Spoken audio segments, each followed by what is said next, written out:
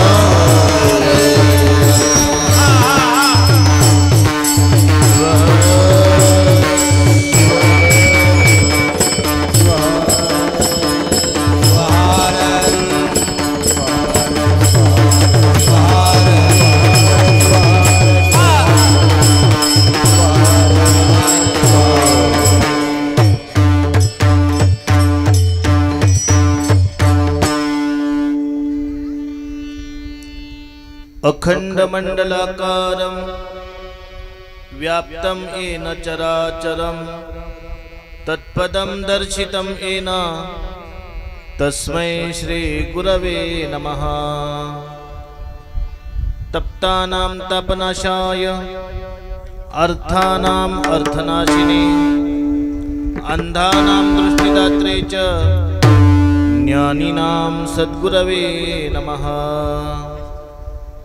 गुरुप्रसादाची थोरी महिमा अशी श्रेष्ठ भारी प्रसाद घेता चित स्वामीचा नाश होय षडरिपुचा। मी तू पण हानुरे रे सुख अक्षयी घेई रे सुख ब्रह्मानंद होय गगनी आनंद नामाय। प्रसाद घेता चित स्वामीचा नाश होय षडरिपुचा। लक्ष्मण मने घ्यावो जन्म मृत्यू चुकवाहो प्रसाद घेता चित स्वामीचा नाश होय षडरिपुचा। आवाज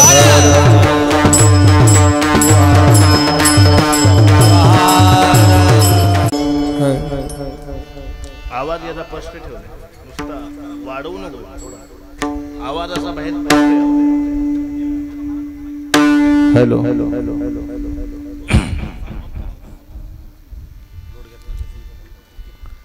नागेंद्रहराय त्रिलोचनाय भस्मांगरागाय नमः शिवाय नित्याय शुद्धाय दिगंबराय तस्मै नकाराय नमः शिवाय या कुंदेन्दु तुषारहार धवला या शुभ्रवस्त्रान्विता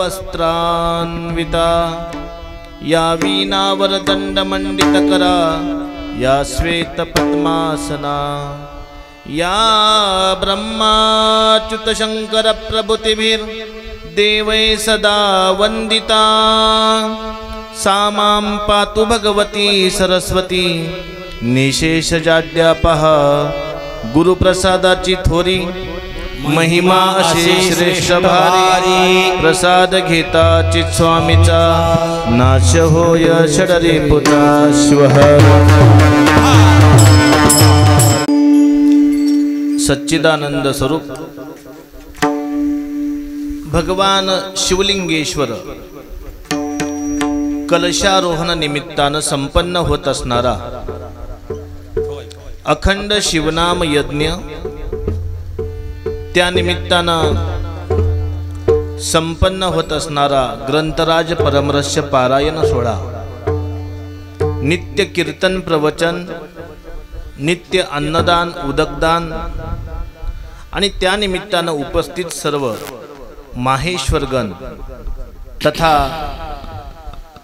जननी जन्मभूमीश्च स्वर्गातपि गरियसी जननी आणि जन्मभूमी प्रत्येक व्यक्तीला प्रिय असते.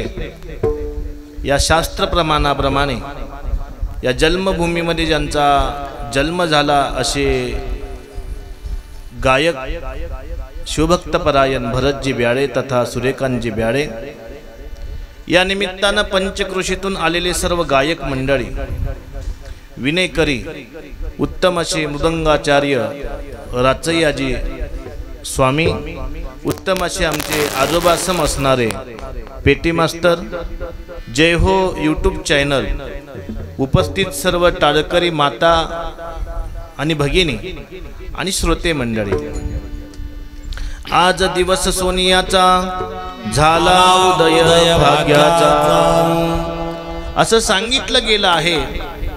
समय से पहले और भाग्य से अधिक किसी को कुछ भी नहीं मिलता. वेळ आणि भाग्य यांचा समन्वय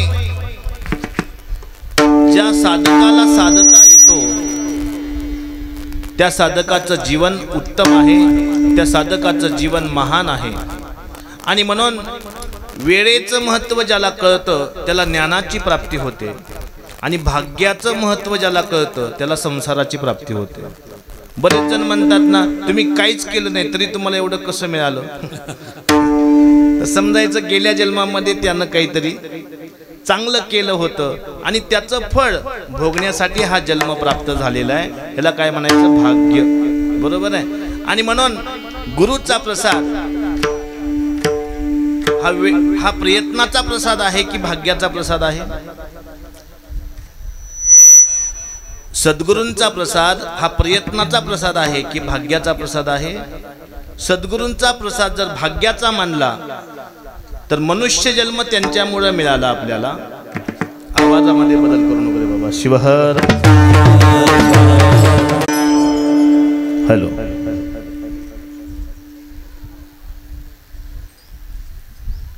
तीन गोष्टी अत्यंत महत्त्वाच्या आहेत.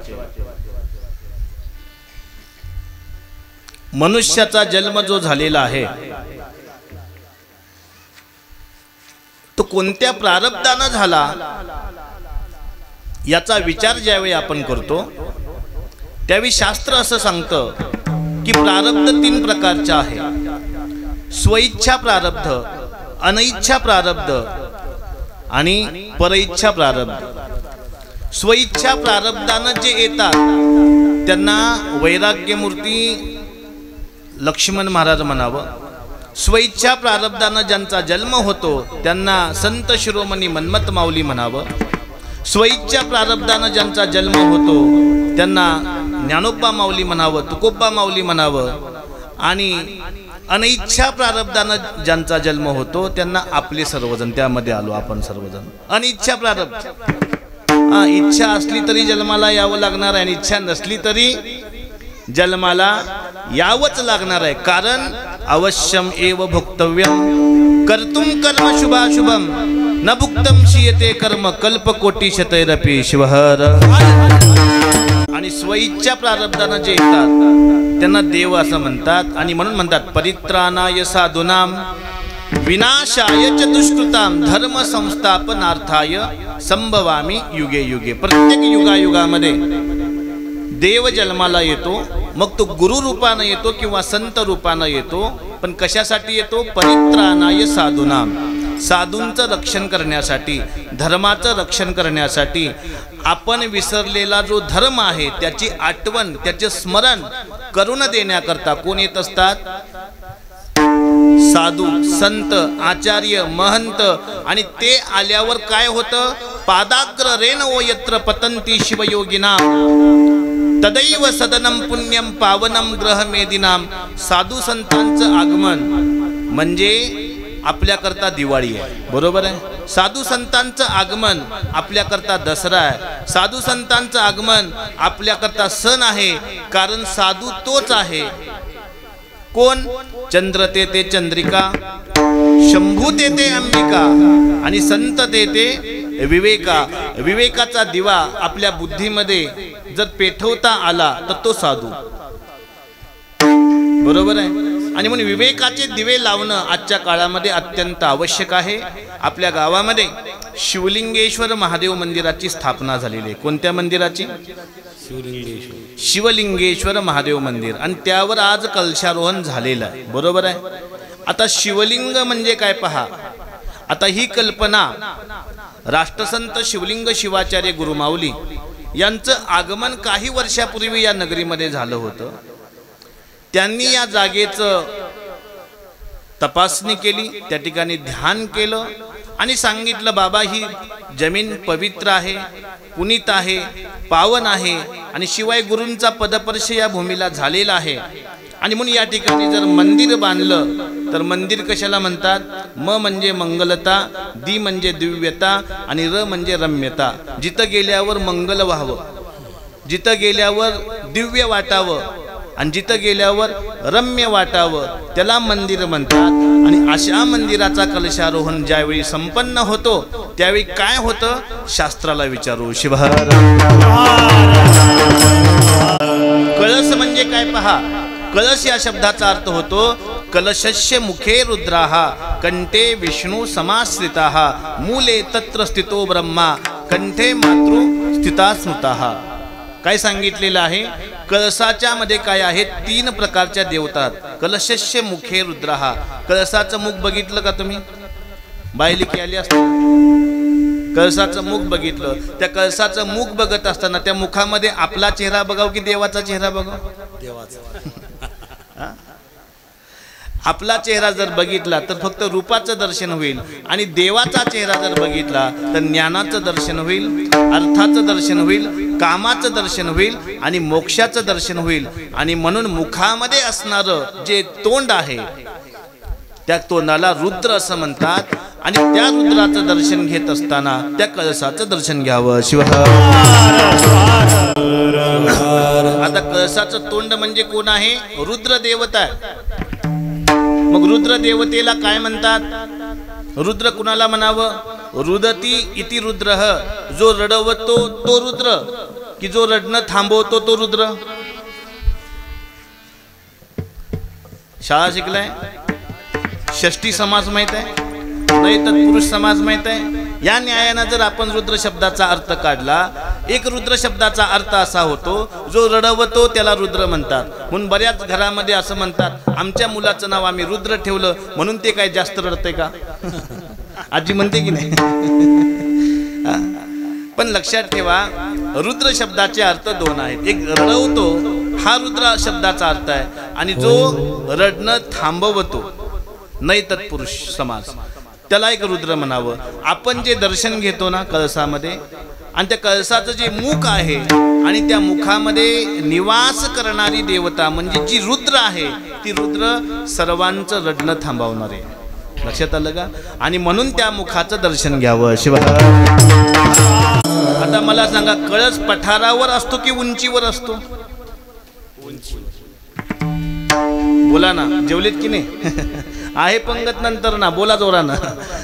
कळस पठारावर असतो की उंचीवर असतो? उंचीवर असतो. बरोबर आहे. आपल्या मोबाईलला जर रेंज आणायची असेल तर पठारावर बसून बोलावं की उंचीवर बसून बोलावं? बोला की.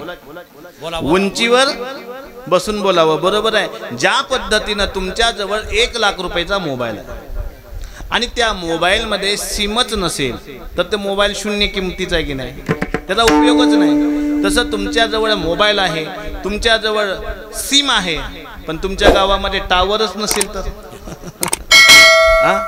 तर ते मोबाईलही व्यर्थ आहे आणि ते सिमही व्यर्थ आहे.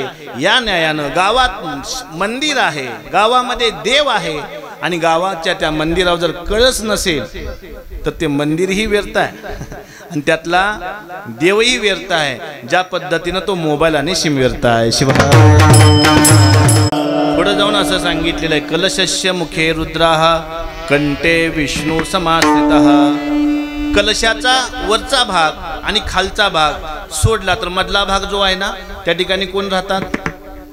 भगवान विष्णू राहतात. भगवान विष्णू म्हणजे कोण आहेत तुम्हाला माहित आहे? शिवहर.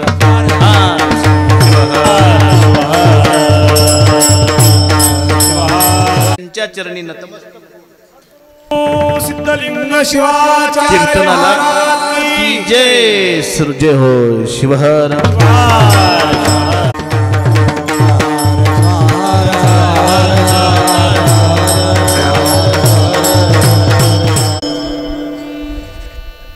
कलशस्य मुखे रुद्राः कंठे विष्णू समाश्रिताः. कंठामध्ये कोण राहतं? कळसाच्या भगवान विष्णू राहतात. भगवान विष्णू म्हणजे कोण आहेत माहिती आहे तुम्हाला? भगवान विष्णू शृंगार प्रिय आहेत आणि म्हणून आपण शृंगार जास्त परिधान कुठं करतो? गळ्यामध्ये करतो. भगवान रुद्र म्हणजे भगवान शिव हे काय प्रिय आहे? जलप्रिय आहेत. जलप्रिय, जलप्रिय आहेत. आणि जर कळसावर पाणी ओतलं तर ज्या गावामध्ये पाणी नाही त्या गावामध्ये पाणी पडतं, असा इतिहास आहे. आणि म्हणून लक्षात ठेवा, कंठामध्ये कोण राहतात? भगवान विष्णू राहतात. आणि भगवान विष्णू त्यांना काय आवडतात? जी शृंगार आवडतो. पण आता प्रश्न असा आहे, कोणता शृंगार आवडतो आजोबा? शृंगाराचे 2 प्रकार आहेत. एक भौतिक शृंगार आहे आणि एक अभौतिक शृंगार आहे. भौतिक शृंगार कशाला म्हणावं? गळ्यामध्ये घातलेलं घंटण, गळ्यामध्ये घातलेली चेन, गळ्यामध्ये घातलेला हार, ह्याला काय म्हणावं? भौतिक शृंगार. या शृंगाराला भीती आहे. या शृंगाराला चोराची भीती आहे. या शृंगाराला भाऊजाई मागते काय? सासू मागते की काय? नवरा बँकेमध्ये ठेवायला मागतो की काय? आणि जास्तच असेल तर गव्हर्नमेंट GST लावते त्याच्यावर. तुमच्याकडे जास्त सोनं आहे त्याची GST भरा म्हणते. म्हणजे भीती आहे की नाही? कुणाकुणाची भीती आहे? नवऱ्याची भीती, जावची भीती, गावाची भीती, चोराची भीती. अहो परवा असं झालं, शेजाऱ्याचं घंटण घेऊन लग्नाला गेली आणि लग्नामध्ये घंटण चोरीला गेली. आत्ता पात्र ती बाई गावातच आली नाही. मला किती अवघड आहे. म्हणजे भीती आहे की नाही मला सांगा? भीती आहे. पण याला, या भीतीला काय म्हणायचं? भौतिक भीती आहे. पण भगवान विष्णूंना जो शृंगार प्रिय आहे तो शृंगार कोणता आहे? तर सांगितलेला आहे शास्त्रामध्ये, सदाचार प्रिय शंभो सदाचारेन पूज्यते. सदाचार नावाचा शृंगार जर आपण परिधान केला तर त्याची पूजा इहलोकातही होते आणि परलोकातही होते. त्याला म्हणायचं कंठामधला विष्णू. शिव. विष्णू म्हणजे पालन करणं. पालन करणं, ज्याला पालन करा येतं ना त्याला विष्णू म्हणायचं. आणि म्हणतात, बरेच जण म्हणतात ना, आमचे आई वडील फक्त जन्माला घातलं, नाहीतर आमचं पालन आमचं आम्हीच केलं म्हणतात, है की नाही? बरेच जण म्हणतात असं रागामध्ये आल्यावर. क्रोधामध्ये आल्यावर वाटणी करत असताना बरोबर वाटणी केली नाही तर बरेच जण म्हणतात की नाही.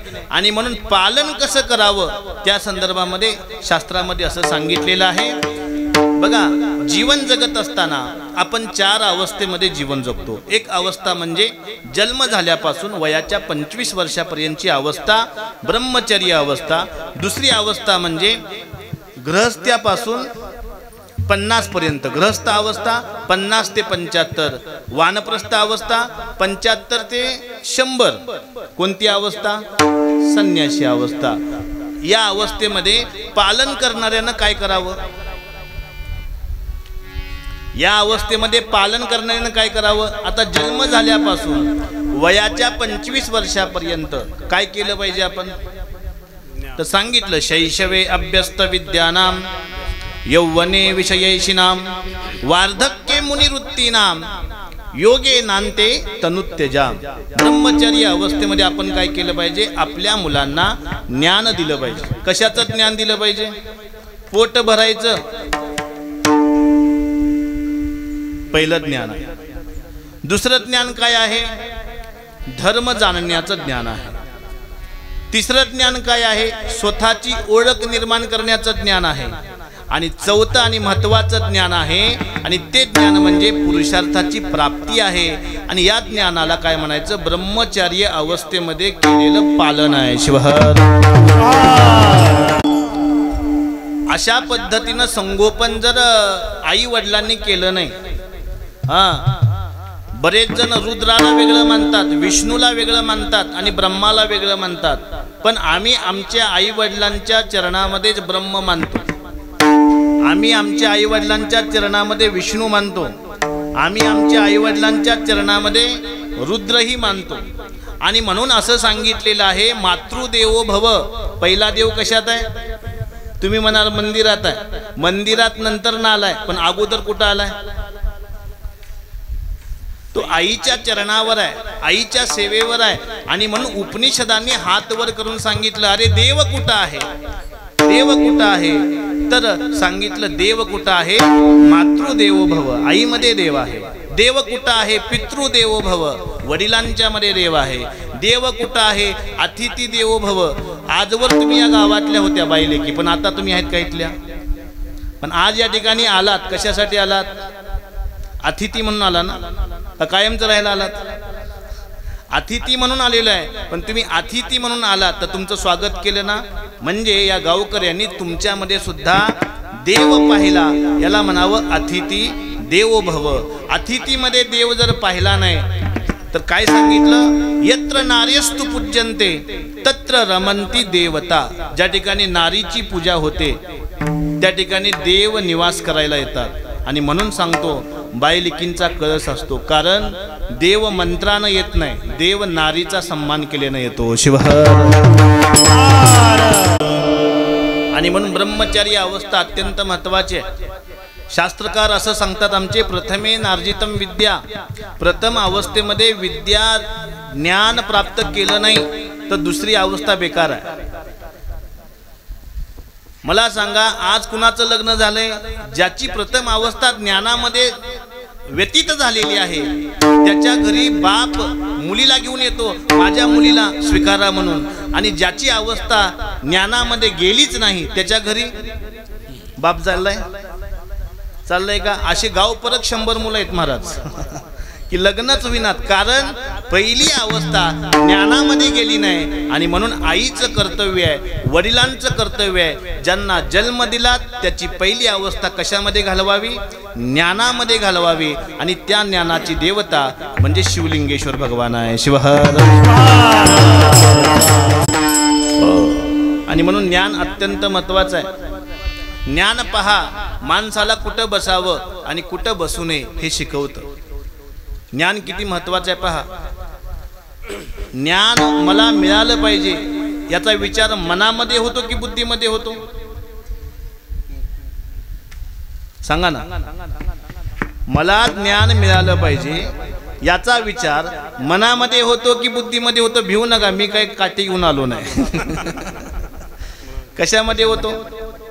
मनामध्ये होतो. ठीक आहे, मनामध्ये हे होतो आणि बुद्धीमध्ये होतो. मनामध्ये कसा होतो पहा, मनामध्ये जर ज्ञान मला प्राप्त व्हावं असा जर विचार झाला आणि ज्ञान प्राप्तीसाठी घराच्या बाहेर पडला आणि वाटेमध्ये मित्र भेटला आणि विचारलं कुठं चालला, म्हणले शाळेला चाललो. कशासाठी? ज्ञानप्राप्तीसाठी. अरे राहू दे, आपल्या गावामध्ये जत्रा आहे म्हणले. काय शाळेमध्ये जातो म्हणले, चल ना म्हणले तिकडं. मनामध्ये संकल्प केलता शाळेत जाऊन ज्ञान घ्यावं, पण मित्र भेटल्या भेटल्या संकल्पाच्या ठिकाणी विकल्प जन्माला आला. संकल्पाच्या ठिकाणी विकल्प जन्माला आला. काय विकल्प आला? आता शाळेत जाऊ की यात्रेत जाऊ? घरामध्ये सांगितलं शाळेत जातो, आला महादेवाच्या मंदिरात, दप्तर तिथं टांगलं आणि कुठे गेला? कुठे गेला? यात्रेमध्ये गेला महाराज, यात्रेमध्ये गेला.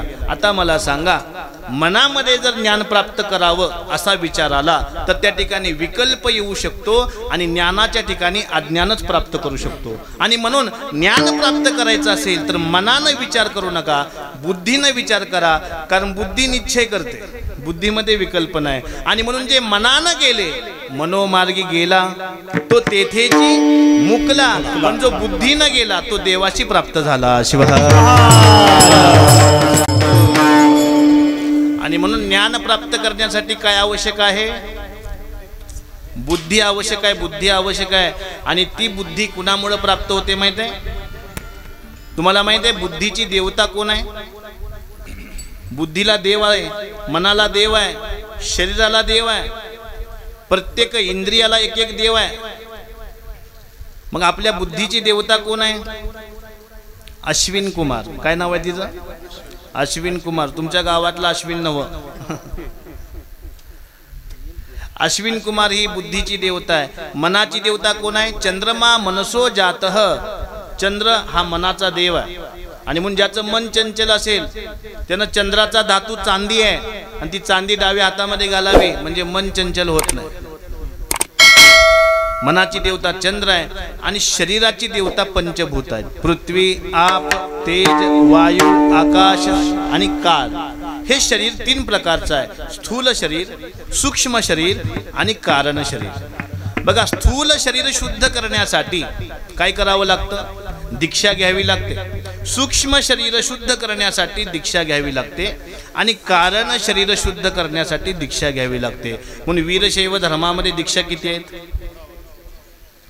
3 प्रकारच्या दीक्षा आहेत. पहिली दीक्षा वेदा दीक्षा. वेदा दीक्षा म्हणजे स्थूल शरीर शुद्धी आहे. या दीक्षेमध्ये काय करावं लागतं? मुंडन करावं लागतं. या दीक्षेमध्ये काय करावं लागतं? स्वामी मंत्र बोलतात आणि आपल्या डोक्यावर विभूती लावली जाते, बेल वाहिला जातो, फूल वाहिलं जातं. गंगेचे, यमुनेचे व गोदावरी सरस्वती नर्मदे सिंधू कावेरी जलेस्मिन सन्निधिं कुरु.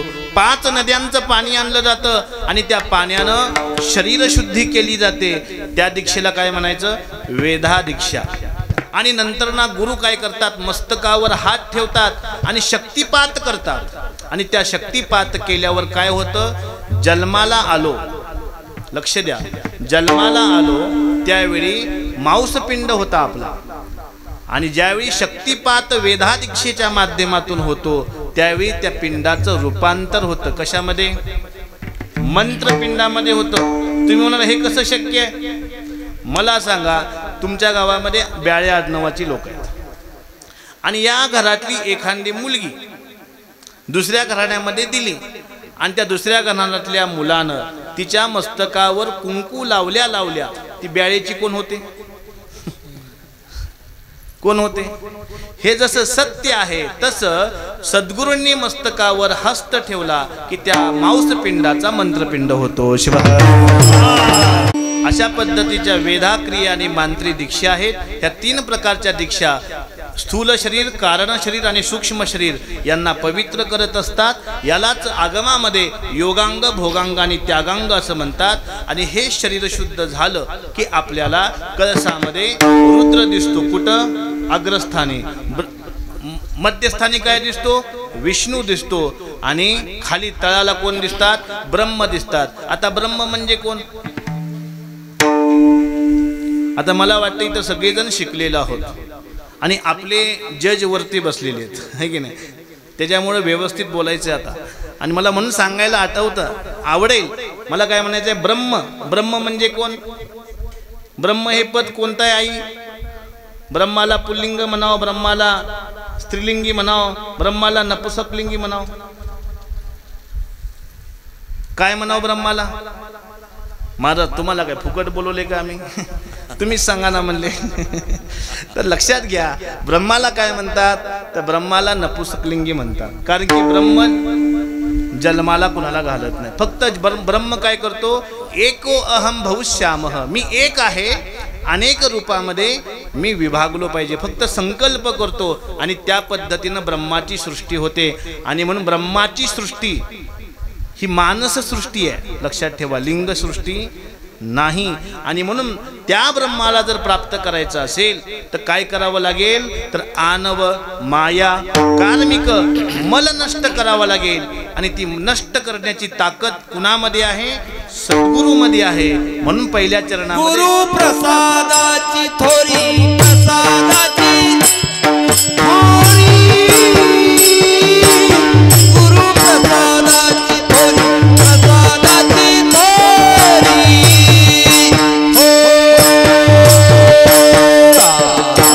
गुरु प्रसादाची थोरी,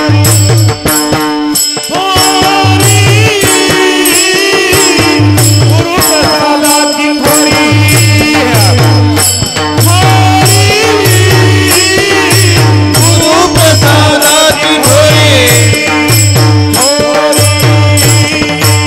गुरु प्रसादाची थोरी, महिमाचे श्रेष्ठवारी, गुरु प्रसादाची थोरी, महिमाचे श्रेष्ठवारी, गुरु प्रसादाची थोरी, प्रसादाची थोरी, गुरु प्रसादाची थोरी.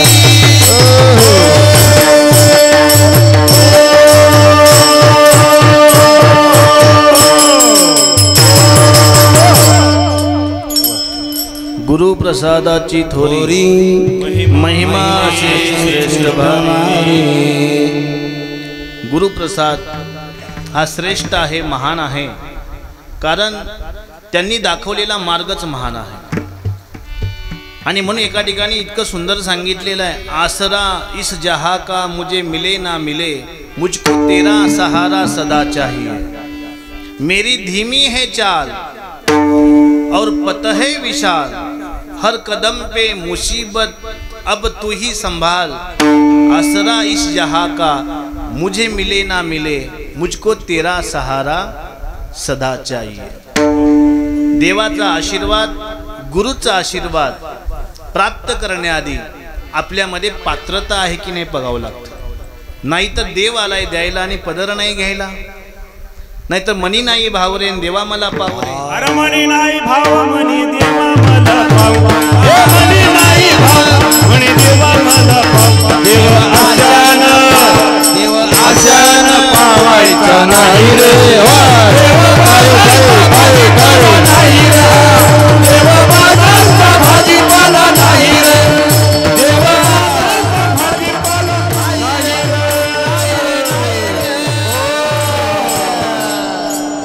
मनी नाही भाव आणि देवा मला पाव. देव बाजारचा भाजीपाला नाही रे, देव बाजारचा भाजीपाला नाही. आणि माणसानं म्हणून घरामध्ये देव न्यावा की असुर न्यावा?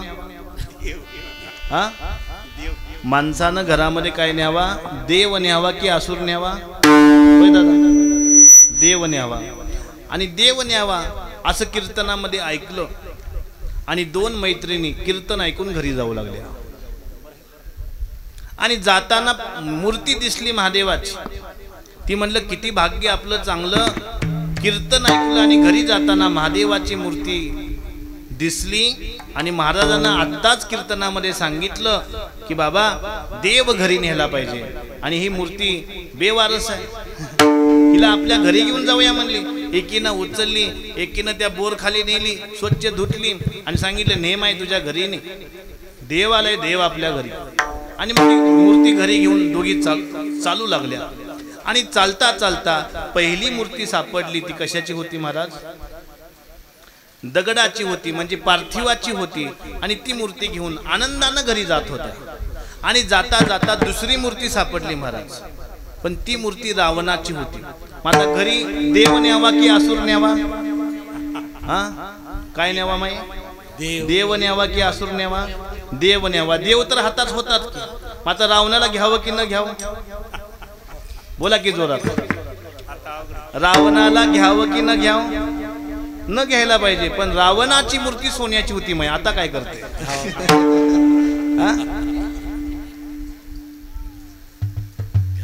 मग घेऊन जाणार की तिथं ठेवणार? घेऊन जाणार. त्याच्यामुळे घरामध्ये आसुरी वृत्ती वाढलेली आहे. माणूस आसुरी वृत्तीनं धन घरी घेऊन येऊ लागला. त्या धनाला धर्माचा आधार नाही, त्या धनाला कर्माचा आधार नाही, त्या धनाला आसुरी वृत्तीचा आधार असल्यामुळं घरामध्ये रोग वाढले आणि घरामधली शांतता निघून गेली. आणि म्हणून घरी देव घेऊन जावा, भलेही तो मातीचा असेल, पण सोन्याचा आसूर घेऊन जाऊन सोन्याची सूर्य म्हणून काही कापणार नाही का? होयाची सोन्याची सूर्य आहे म्हणून काही कापणार नाही का? निश्चितच कापणार आहे. म्हणून घरी घेऊन काय घेऊन जावं हे जिथून कळतं त्याला गुरुप्रसाद म्हणावं. शिवाय आता हा बाह्य घराचा विचार झाला. हे आपलं सुद्धा घर आहे. ह्याला काय म्हणतात? पूर म्हणतात. काय म्हणतात? पूर म्हणतात की नाही? देह सुद्धा घर आहे. आणि या घरामध्ये देव कुठं ठेवला पाहिजे? देहरूपी घर आहे. आणि या घरामध्ये देव ठेवला कुठं पाहिजे? संतांना विचारू. हृदयी शंकर साठवा माझे हृदय भुवन, माझे हृदय भुवन, माझे हृदय भुवन, माझे हृदय भुवन, माझे हृदय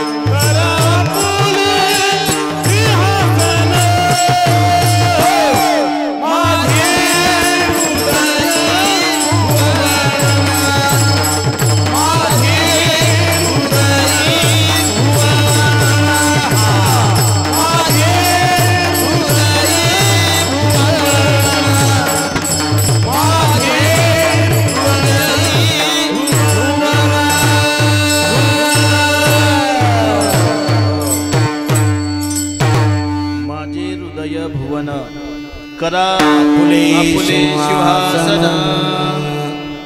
आपलं सिंहासन आहे आणि त्या सिंहासनावर कुणाला बसवायचं आहे? देवाला बसवायचं आहे. आता मला सांगा, सिंहासन एकच आहे, हृदय एक असतं की दोन असतं?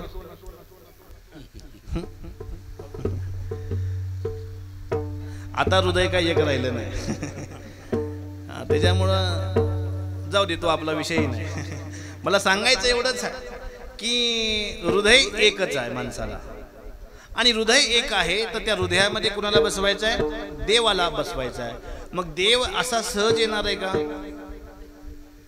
साधारण पळणाऱ्या कुत्र्याला जवळ बोलवायचं म्हटलं तर त्याला कुकू करावं लागतं. नुसतं कुकू करून चालत नाही आजोबा. तर हातामध्ये काय घ्यावी लागते?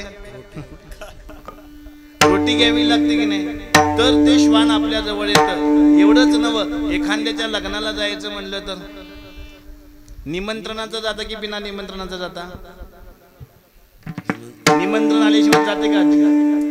भावाच्या लग्नाला जायत नाही माणूस, शेजाऱ्याचं तर दूरची गोष्ट आहे. आणि म्हणून निमंत्रणाशिवाय आपण कुणाच्या लग्नाला, वास्तुशांतीला जात नाही. हे जसं खरं आहे तसं देवाला निमंत्रण द्यायचं आहे. कुठं? हृदयामध्ये येण्याकरता. लक्षात घ्या मी काय बोलतोय. देवाला निमंत्रण द्यायचं आहे हृदयामध्ये बसण्याकरता. मग मला सांगा, देव येणार आहे म्हणल्यावर तयारी कशी पाहिजे? फार लांबचं नाही, जवळचं सांगतो तुम्हाला. तुमचा जावई आजी तुमच्या घरामध्ये येणार आहे, काय तयारी करते तू? हा, पुरणपोळी बनवते, तूप आणते, दूध आणते, फळं आणते, कपडे आणते, अंगण स्वच्छ करते, रांगोळी टाकते, आहे की नाही? हा, गावातल्या मोठमोठ्या लोकांना सांगते आमचा जावई येणार आहे, बरं तुम्ही 1 तास तरी आमच्या घरी येऊन जा. एवढी आपण तयारी करतो कशासाठी? जावई आपल्या घरी येणार आहे म्हणून. मग आज आपल्या गावी देव येणार आहे म्हणजे आपली तयारी कशी पाहिजे? देव येणार आहे ना, सामान्य पद नाही. गावामध्ये कलेक्टर यायचं म्हणजे अगोदर पोलीस 4 वेळा सर्वे करून जातो.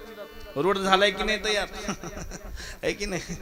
रोड झालाय की नाही, गावामध्ये दिवे बरोबर आहेत की नाहीत, गावामधले नाले बरोबर आहेत की नाहीत, गावामधली झाडं बरोबर आहेत की नाहीत, गावामधली शाळा बरोबर आहे की नाही, सगळं बघतो की नाही. तर कलेक्टर येतो. हा जसा नियम आहे तसा गावामध्ये देवाला बोलवायचा आहे म्हणल्यावर नियम काय आहे? गावामध्ये देवाला बोलवायचं असेल तर नियम असा सांगितलेला आहे की बाबा, हृदयामध्ये देवाला बोलवायचं आहे ना, मग त्या हृदयामध्ये काम नसावा, क्रोध नसावा, लोभ नसावा, मद नसावा, मत्सर नसावा. तर ज्ञानोबा माऊली म्हटले, मज हृदयी सद्गुरु तेने तारिलो हा संसार गुरु. आणि म्हणून मानवी जीवन जर महान बनवायचं असेल तर देवाला हृदयामध्ये आणायचं असेल तर हृदयामधले षडरिपू परिती हृदय भरणे घनदाट. क्या बात.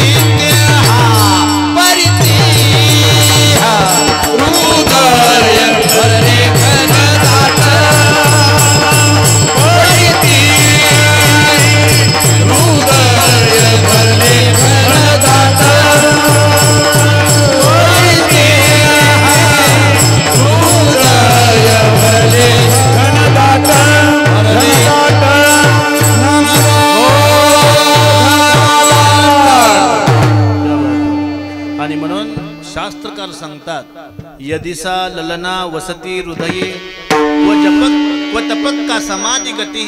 अव हृदयामध्ये जर ललना म्हणजे विषय असतील तर कुठला जप, कुठलं तप आणि कुठली समाधी. महाराज, आवरा लवकर, भूक लागली, पंक्तीला बसू द्या म्हणाल की नाही आपण. आणि म्हणून जप करायचा असेल, तप करायचं असेल, समाधी लावायची असेल, ज्ञान प्राप्त करायचं असेल तर हृदयामधले विषय बाजूला काढावे लागणार आहेत.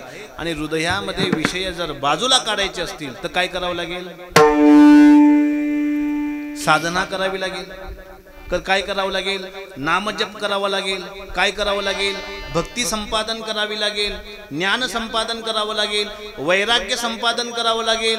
तर देव आपल्या जवळ येतो. प्रमाण आहे, भक्तीला धनुष्य बनवावं म्हणा, दोरीला वैराग्य बनवा म्हण, आणि ज्ञानाचा बाण करावा म्हण, आणि देवावर सोडावा. म्हणजे भक्तीची धनुष्य वैराग्याची उडी, भक्तीचे धनुष्य वैराग्याची उडी, भक्तीचे धनुष्य वैराग्याची उडी, भक्तीचे धनुष्य वैराग्याची उडी. ज्ञानबाण सोडी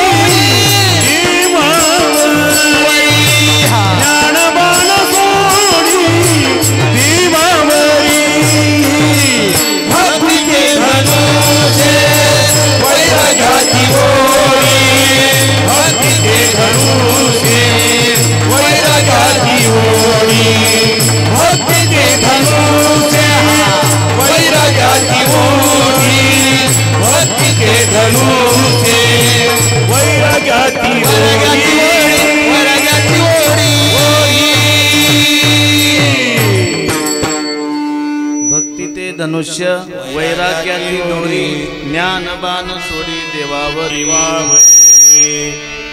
देवावर आपल्याला ज्ञानाचा बाण सोडायचा आहे. तर भक्तीचं धनुष्य पाहिजे आणि भक्तीचं धनुष्य उचलाय रावण गेला होता. आजी काय झालं? भक्तीचा धनुष्य उचलायला रावण गेला होता. अहो ते बाण त्याच्या हृदयावर पडला, त्याला उचलताच आला नाही. शेवटी रामाला त्या ठिकाणी जावं लागलं आणि तो बाण बाजूला काढावा. भक्तीचं धनुष्य उचलण्याकरता हात कसे असावे लागतात? भक्तीचं धनुष्य उचलण्याकरता हात रावणाचे असावेत की हात रामाचे असावेत? हा, मग कशी काय म्हणली आजी रावणाची मूर्ती घरी घेऊन जाते? सापडली की नाही? आणि म्हणून मला काय म्हणायचंय बाबा, हात कशाचे असावेत? रामाचे हातावेत. मग रामाने काय केलं तर सांगितलं बाबा, हस्तस्य भूषणम दानम. हा, हातानं दान द्यावं. तर हाताचं भूषण आहे, हातामध्ये किती किलो सोनं घातलं म्हणजे हाताचं भूषण वाढेल. लक्ष द्या, या हातानं दगड मारू शकतो, या हातानं बंदुकीची गोळी चालवू शकतो, या हातानं एखादा तोफेचा गोळा उडवू शकतो, या हातानं तुम्ही एखादा आतंकवादी होऊन एखाद्या शहरामध्ये बॉम्ब लावू शकता. पण त्याचा परिणाम काय? एक तर नरक आहे, नाहीतर एक तर फाशी आहे. बरोबर आहे? याच हातानं जर आपण दान दिलं तर स्वर्गाचे दार उघडतात. आणि म्हणून बायलेकी कळसाला दान देतात. दान का द्यावं तुम्हाला सांगितलं. माझा विषय असा आहे की बाबा, भक्ती ते धनुष्य वैराग्य ती दोरी ज्ञान बाण सोडी देवावर ज्ञानाचा बाण सोडायचा आहे. तर ज्ञान प्राप्त करण्यासाठी आळस करून जमत नाही. ज्ञान प्राप्त करण्यासाठी प्रसाद घ्यावा लागतो आणि तो प्रसाद घेतला की षडरिपूचा नाश होतो. अभंग प्रसाद घेताची स्वामीचा स्वामीचा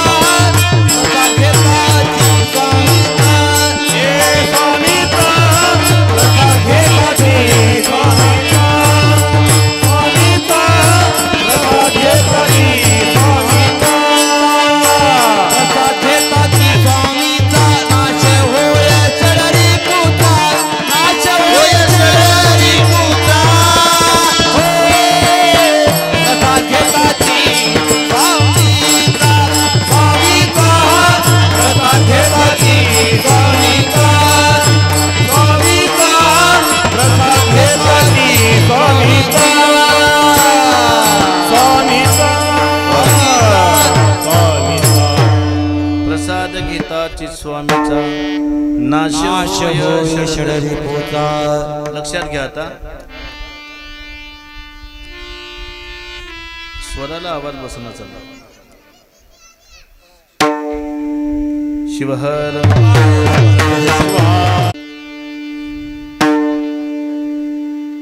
प्रसाद घेता चित स्वामीचा नाश होय षडरिपूचा. चिंतन असं मांडलेलं आहे. प्रसाद म्हणजे काय? प्रसाद म्हणजे कीर्तन झाल्यावर जे पोटात जाणार आहे त्याला प्रसाद म्हणावा. तो भौतिक प्रसाद आहे. आई तो प्रसाद खाल्ल्यावर संध्याकाळी पुन्हा चूल पेटवावीच लागणार आहे. पण असा प्रसाद प्राप्त करा की तो प्रसाद घेतल्यानंतर ना अख्ख्या परिवाराचं दुःख नष्ट होईल. मग असा प्रसाद कोणता आहे तर तो प्रसाद म्हणजे ज्ञानाचा प्रसाद आहे, विज्ञानाचा प्रसाद आहे, तीर्थाचा प्रसाद आहे आणि संस्काराचा प्रसाद आहे. परमरहस्य ग्रंथ किती जणांनी वाचला आजपर्यंत? अरे अरे अरे शिवहर. मी देवाला सूर्यकांतजी रोज प्रार्थना करत असतो की बाबा एक वेळचं जेवण देऊ नको, पण चांगला माईक आणि चांगलं सिस्टम देत जा. शिवहर.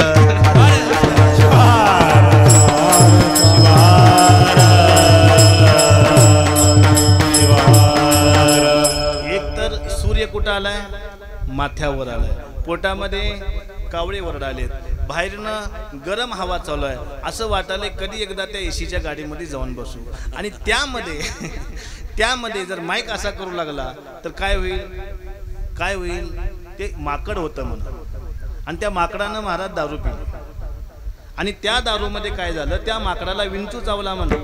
एवढंच नाही राचयाजी, त्याच्यामध्ये त्याला भूत झपाटलं म्हणून. मग काय करलं माकड ते आता सांगा बरं? कीर्तनात बसल की गाडीत जाईल? तसं काय होऊ नये. शिवार विनोदाचा विनोदाचा प्रकार आहे. माईक अत्यंत उत्तम आहे. तुम्ही जरा जाग्यावर यावेत म्हणून असं मी विनोदाचा प्रकार केला. मला सांगायचं इतकंच आहे, प्रसाद म्हणजे काय आहे? तोची ज्ञान विज्ञानदायक, तोची सर्व धर्माची सहाय्यक, तोची सर्व तीर्थाचा नायक, तया गुरुशी नमो आता. कोणत्या गुरुचा प्रसाद घ्या? ज्ञानाचा प्रसाद देणाऱ्या, तोची ज्ञान विज्ञानदायक, विज्ञानाचा प्रसाद देणाऱ्या गुरुचा प्रसाद घ्यावा, संस्काराचा प्रसाद देणाऱ्या गुरुचा प्रसाद घ्यावा आणि तीर्थाचा प्रसाद घ्यावा. आणि ह्या चारही गोष्टी आपल्याला सद्गुरूंच्या जवळ प्राप्त होतात आणि म्हणून आपण त्यांचा प्रसाद घेतला पाहिजे. प्रसाद म्हणजे धर्म आहे, लक्षात ठेवा. धर्म म्हणजे काय? शास्त्रामध्ये असं सांगितलेलं आहे, एक पूर्व मीमांसा आहे आणि एक उत्तर मीमांसा आहे. पूर्व मीमांसेमध्ये भक्तीचं वर्णन केलेलं आहे, भक्तीचं वर्णन केलेलं आहे आणि ती भक्ती धर्माला प्रधान आहे, म्हणजे धर्म सांगत आहे. आणि धर्म जर टिकायचा असेल तर त्या धर्मामध्ये 5 गोष्टी असाव्यात. कोणकोणत्या? काम क्रोध लोभ मोह मद मत्सर असावेत का? नाहीत महाराज. त्या धर्मामध्ये 5 गोष्टी असाव्यात. आपला धर्म टिकावा प्रत्येकाला वाटतं ना. मग आपल्या धर्मामध्ये तत्वज्ञान आहे का? याचा विचार आपण केला पाहिजे. आपला धर्म जिवंत राहायचा असेल तर आपल्या धर्मामध्ये कला आहे का? याचा विचार केला पाहिजे. आपला धर्म जर जिवंत राहायचा असेल तर आपल्या धर्मामध्ये इतिहास आहे का बघावं लागेल. आपला जर धर्म टिकायचा असेल तर आपल्या धर्मामध्ये आणखीन बऱ्याच अशा गोष्टी आहेत. त्याच्यामध्ये पहिली गोष्ट आहे सदाचार आहे का बघावं लागतो. काय बघावं लागतं? सदाचार बघावं. धर्म टिकण्यासाठी किती गोष्टी महत्वाच्या आहेत? पहिली गोष्ट काय? तत्वज्ञान हवं. दुसरी गोष्ट काय? साहित्य हवं. तिसरी गोष्ट काय? कला हवी. चौथी गोष्ट काय? सदाचार हवा. आणि 5वी गोष्ट काय? इतिहास हवा. इतिहास. आपल्या धर्माचा इतिहास कसा आहे? जहीचा शिव तहीचा शिवाचार, नवा म्हणती ते पामर. या धर्माला नवीन म्हणायचं नाही. या धर्माचा इतिहास युगानुयुग चालत आलेला. हा काही कलियुगामध्ये जन्मलेला धर्म नाही, हा युगानुयुग धर्म चालत आलेला आहे आणि म्हणून या धर्माला इतिहास आहे. शिवहर. तत्वज्ञान आहे की नाही पहा या धर्माला? या धर्माला तत्वज्ञान आहे. तत्वज्ञान काय आहे? अष्टावरण, षटस्थल, पंचाचार हे तत्वज्ञान आहे या धर्माला. अष्टावरणामध्ये किती तत्व येतात सांगा ना? अष्टावरणामध्ये 8 तत्व येतात. गुरु लिंग जंगम. कोणतं तत्व आहे हे? पूजनीय तत्व आहे, धारणीय तत्व आहे, सेवनीय तत्व आहे. सांगा बरं. गुरु लिंग जंगम हे तत्व पूजनीय आहे, धारणीय आहे की सेवनीय आहे? हा, पूजनीय. बोला की जोरानं. शिकलात ना, मग काय व्हायचं काम आहे? आणि म्हणून कधीतरी पुस्तक वाचावं, कधीतरी ग्रंथ वाचावेत. फक्त हळद कुंकू उदबत्ती बेल ठेवण्यासाठी पुस्तक ग्रंथ नाही, ते वाचण्यासाठी. आणि त्या ग्रंथामध्ये सांगितलेलं आहे गुरु लिंग आणि जंगम कोणतं तत्व आहे? पूजनीय तत्व आहे. मंत्र रुद्राक्षाने विभूती धारणीय तत्व आहे आणि तीर्थ आणि प्रसाद सेवनीय तत्व आहे. याला म्हणतात अष्टावरण. आपलं चिंतन काय झालंय? तत्वज्ञानाशिवाय धर्म नाही. तत्वज्ञान पाहिलं, अष्टावरण. तत्वज्ञान पाहूया, षटस्थल. शिवहर. भक्ताचं तत्वज्ञान असं सांगितलेलं आहे. षटस्थल तत्वज्ञान आहे. भक्त माहेश्वर प्रसादी प्राणलिंगी शरण आणि ऐक्य. हे काय आहेत? षटस्थल आहेत. आणि हे या धर्माचे तत्वज्ञान आहे. आणि या धर्माच्या पायऱ्या. देवाला प्राप्त करायचं आहे ना, तर आधी काय करावं लागेल? भक्त व्हावं लागेल. भक्त होण्यासाठी काय करावं लागेल? मनातल्या इच्छा माराव्या लागतात. मनातल्या इच्छा माराव्या लागतात. पण काय आहे आपलं? आपल्याला काय वाटतं? 4 आणे सापडले तर 8 आणे सापडावेत, 8 आणे सापडले तर रुपया सापडावा, रुपया सापडला तर 10 रुपये सापडावेत. एका हिंदी शायरनं खूप चांगल्या पद्धतीनं लिहिलेलं आहे. चाह पैसों से नानों में जाने लगी, चाह नानों से रुपयों में जाने लगी, चाह रुपयों से नोटों में जाने लगी, चाह नोटों से लाखों में ले जाती रही, चाह लाखों से कोटी में जाने लगी, चाह कोटी से बॉटल ले जाती रही. चाह कोटी से बॉटल ले जाती रही म्हणल्या टाळ्या वाजल्या म्हणजे घरामध्ये एक तरी गिरायक खाय काय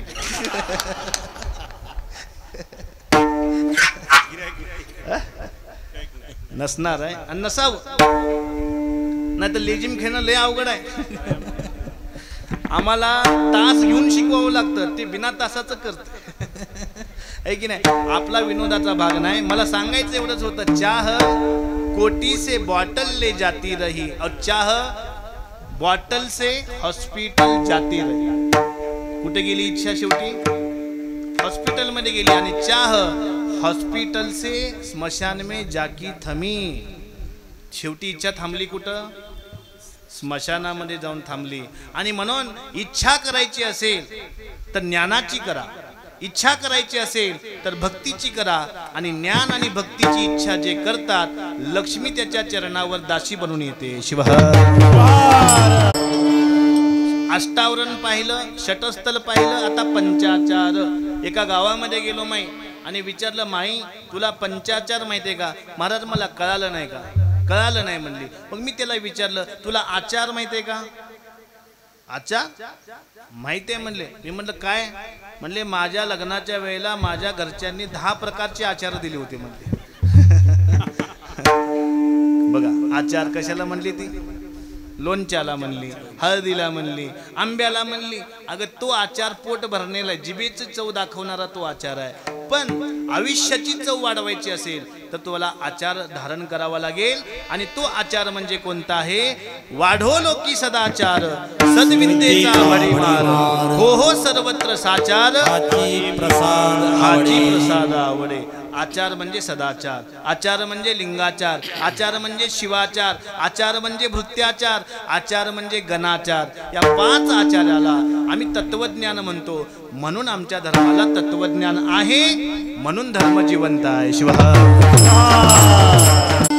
सदाचार बघा सदाचार कसा पूर्वीच्या काळामध्ये आरसे होते का आजोबा नव्हते एखादा आरसा असायचा आता बेसिनवर आरसा आता स्वयंपाकघरामध्ये आरसा बेडरूम मध्ये आरसा गाडीवर आरसा खिशामध्ये आरसा पर्समध्ये आरसा आरसा नाही अशी जागाच नाही आता आहे की नाही आहे का पण पूर्वीच्या काळामध्ये कसं होतं एखादा आरसा असायचा घरामध्ये आमच्या लहानपणी तर असं होतं आजी तुमच्या लहानपणी असंच असेल आहे की नाही असं सांगितलं जातं एका घरामध्ये एकच आरसा आणि अनेक दिवसानंतर ना त्या घरातल्या बाईनं पाहिला आणि आरशाला बघून ती म्हणाली ही कंपनी आरशाची खराब आहे म्हणते ह्याच्यामध्ये चेहराच दिसत नाही तितक्यात तिचा नवरा आला काय करते काय नाही आरशामध्ये चेहरा पाहतोय पण कंपनी खराब आहे वो चेहरा काय दाखवना म्हणते त्या नवऱ्यानं आरसा जवळ घेतला आणि त्याच्या खांद्यावर असणाऱ्या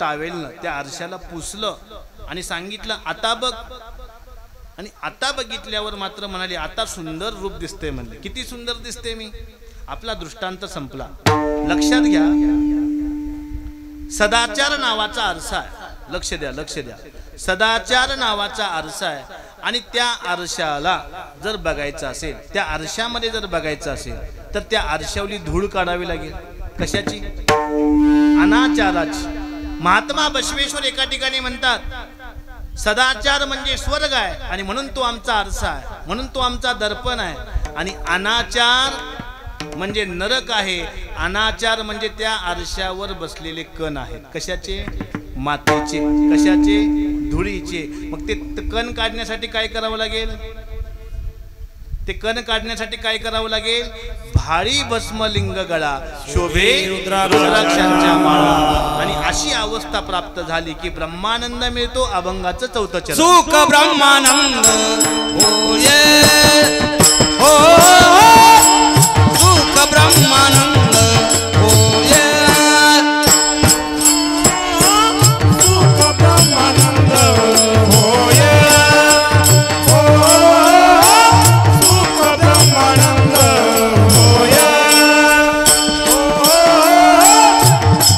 सुख ब्रह्मानंद वय गगनी आनंदानवाय ब्रह्मानंद वय गगनी आनंदानवाय गगनी आनंदानवाय सुख ब्रह्मानंद होय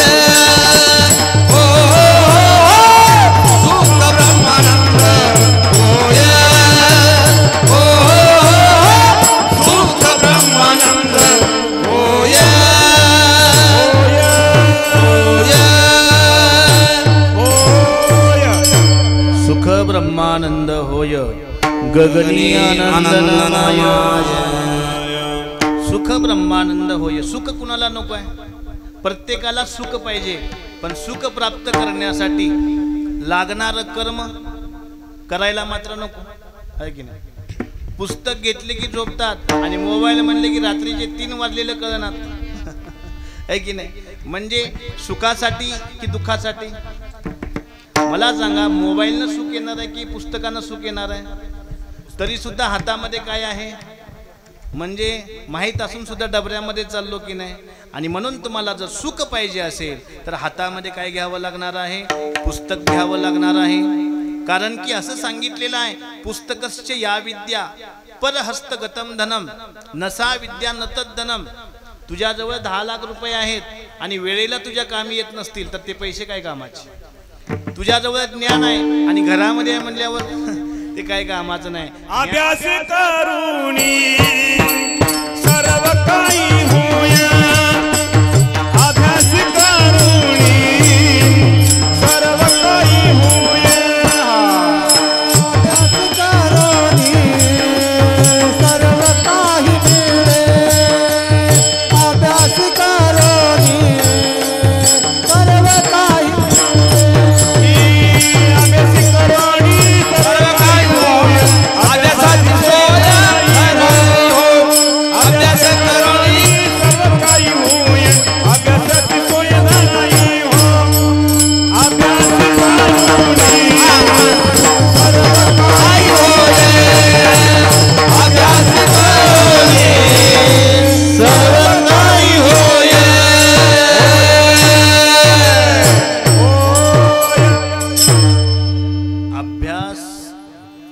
सर्व काही होतंय. आणि म्हणून सांगितलं अभ्यासेन तू कौंतेय. कौंतेय म्हणजे अर्जुना, तुला युद्ध जिंकायचं असेल, अर्जुना तुला ज्ञान प्राप्त करायचं असेल, अर्जुना तुला देव प्राप्ती करायची असेल, अर्जुना तुला माझ्यासारखं व्हायचं असेल तर काय करावं लागेल? पाया पडावं लागेल की अभ्यास करावा लागेल? मला सांगा, परीक्षक पाया पडल्यावर मार्क देतो की अभ्यास केल्यावर मार्क देतो? अभ्यास केल्यावर मार्क देतो. म्हणून भगवान श्रीकृष्णाने सांगितलं, माझ्या प्राप्ती करता काय कर? अभ्यासेन तू कौंतेय. म्हणून आपण अभ्यास केला पाहिजे. लक्षात ठेवा, सकाळी 10 रुपयाचा विकत घेतलेला पेपर संध्याकाळी 1 रुपयाला सुद्धा घेतला जात नाही. आणि म्हणून अभ्यास करावा, पण तो वेळेवर करावा. आम्ही अभ्यास कधी करतो? सगळ्या चिमण्यांनी खेत खाऊन गेल्यावर. सगळ्या चिमण्या आल्या, शेतातलं सगळं पेरलेलं बीज खाऊन गेलं आणि हा पुस्तक घेऊन बसला की चिमण्या घालवण्यासाठी काय करावं? आता काय करतो? जाऊन नवीन धान्य पेर. आहे की नाही? अशी वेळ माणसावर येऊ नये. आणि म्हणून अभ्यासानं जे जगतात त्याला जगामध्ये पूजित केलं जातं. विद्वत्वंच नृपत्वंच नैव तुल्य कदाचन स्वदेशे पूज्यते राजा विद्वान सर्वत्र पूज्यते. गावातल्या सरपंचाची पूजा बाबांनो गावामध्येच केली जाते, तालुक्यामध्ये त्याला कुणीच विचारलं.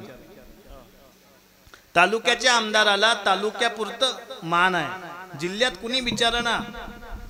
आणि खासदाराला जिल्ह्यापुरता आहे, मुख्यमंत्र्याला राज्यापुरता आहे. तसं विद्वानाला मात्र अखंड विश्वामध्ये पूजित केलं जातं. आणि म्हणून अर्जुनाला भगवान श्रीकृष्ण म्हणाले, अभ्यासेन तू कौंतेय. अभ्यास केला तर ब्रह्मानंद आहे, अभ्यास केला तर ब्रह्मानंद आहे. आणि अभ्यास केल्यावरच मृत्यूवर विजय प्राप्त करता येतो. हा, असं सांगितलेलं आहे. अनित्यानि शरीराने विभो नैव शाश्वतः नित्यम सन्निहितो मृत्यू कर्तव्यो धर्मसंग्रह. अव धर्मसंग्रह करा, आचार विचार उच्चार संग्रह करा, नाही तर मृत्यू जवळ आलेला आहे. कोण दिवस येईल कैसा नाही, देहाचा भरवसा आहे. आजी म्हणाली, माझं 60 वर्ष झाल्यावर मी मंडपात जाईन आणि शिवनाम घेईन. अगं 60 वर्षापर्यंत तू जगणारा एवढा भरोसा? अहो, कालचा आपलं जीवन म्हणजे काचचं भांड आहे. आणि काचचं भांड हातातनं पडल्यावर फुटेल की तुटेल? फुटेलही आणि तुटेलही, आहे की नाही? आपलं जीवन म्हणजे समुद्रावरली लाट आहे. समुद्रावरल्या लाटेचं अस्तित्व किती आहे?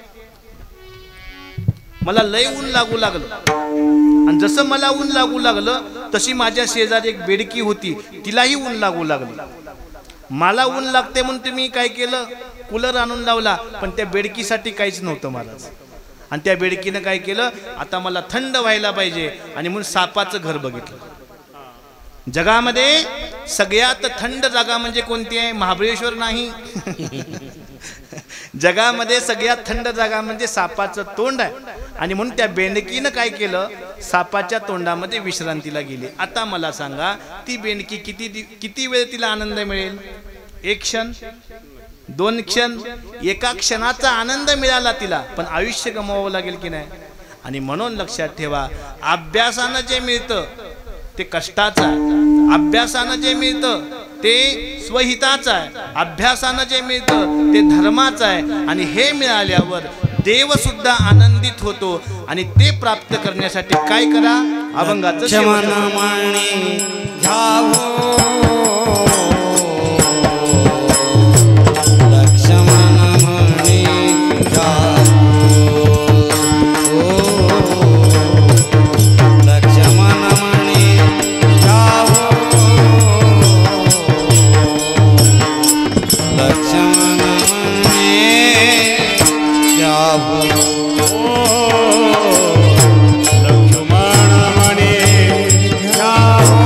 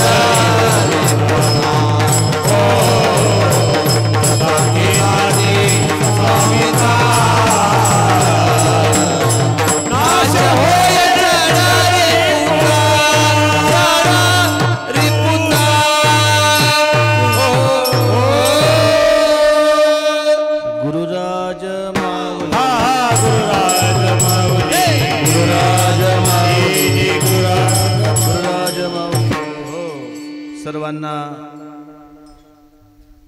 शिवलिंगेश्वर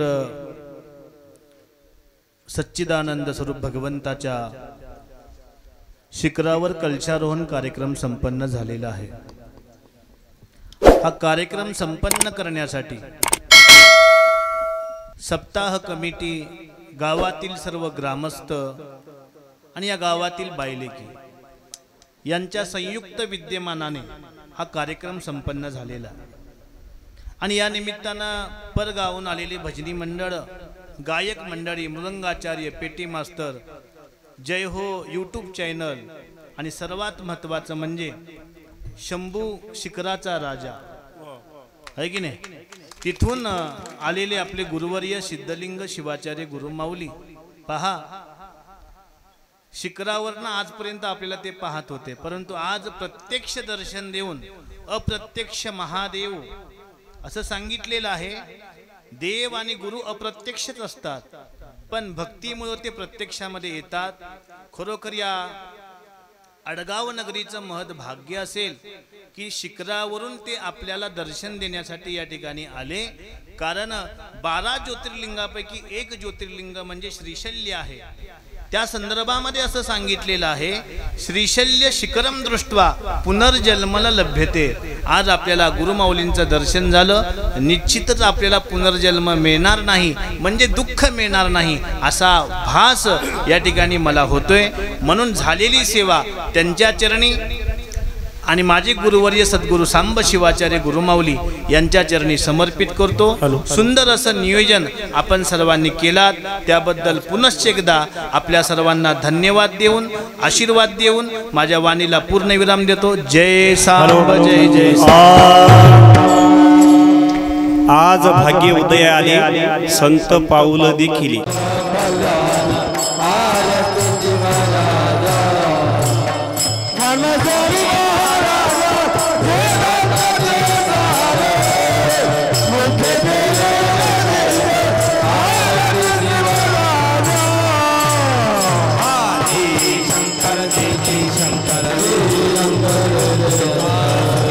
मंडळी जे एखाद्या